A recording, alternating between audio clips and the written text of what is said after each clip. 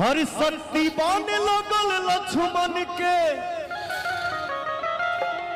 रोवेले रघुराई।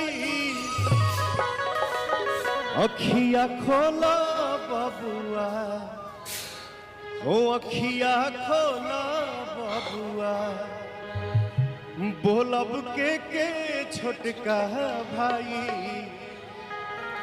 अखिया खोला बबुआ, बोलब के छोटका भाई।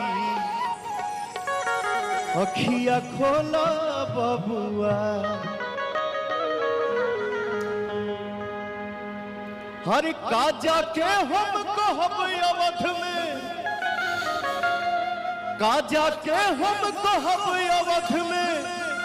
अरे पूछी है